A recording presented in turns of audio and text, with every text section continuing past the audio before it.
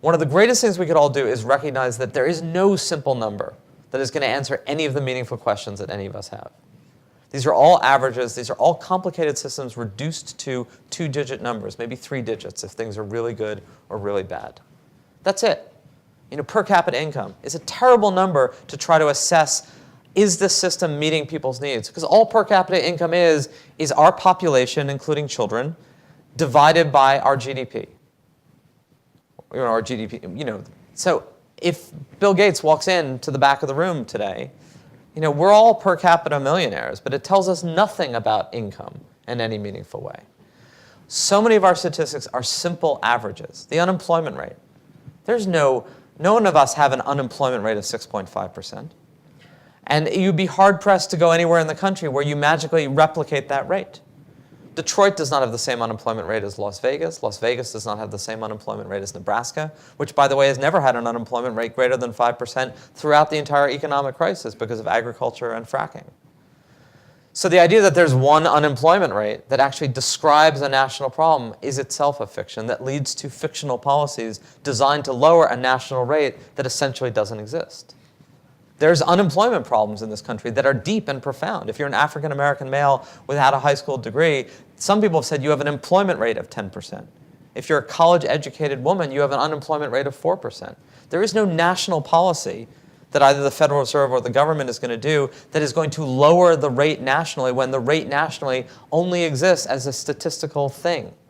It's not real. So what I try to suggest in the book and what I try to suggest to all of us is the only thing that matters is the questions you have and the ability then to find numbers and information and data, and to some degree statistics, that help you answer those questions. I do not know, and I have thought as I've been describing this book more, and maybe I should have written it more deeply into the book, I'm not sure what question in the world we live today, even for policymakers, GDP or the unemployment rate or the inflation rate answers.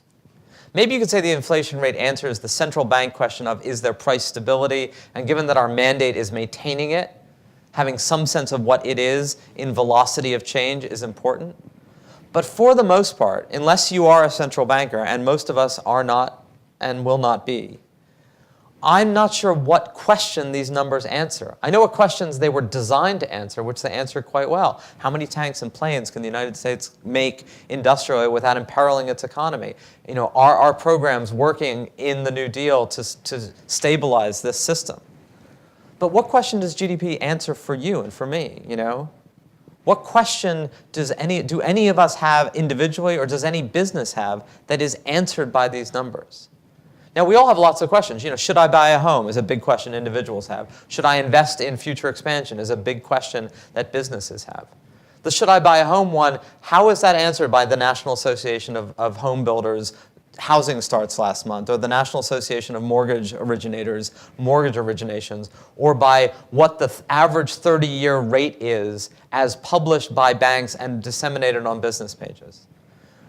That could be completely true to your experience, and it could be completely meaningless. And the only way you'll know is by finding out what are the home prices in the area in which you live, and can you get a mortgage, and what are the employment dynamics.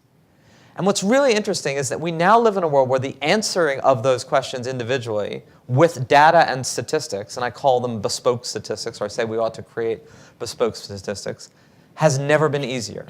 You can go onto an app, you can go onto anything and find the home sales in the past 60 days within a 10-mile radius and find what they were bought for originally 4 years before and what they sold for and what the rates are in that area. And if you'd had to do that 10 years ago, if you'd had to create your own numbers 10 years ago, I don't know if you even could have. I mean, if you'd gone to your local town hall or whoever kept the records of land deeds, and you said, I want every sale within the past 60 days, I'm not sure someone would have given them to you. Maybe they would have. Maybe they would have done it only with a 6-month lag.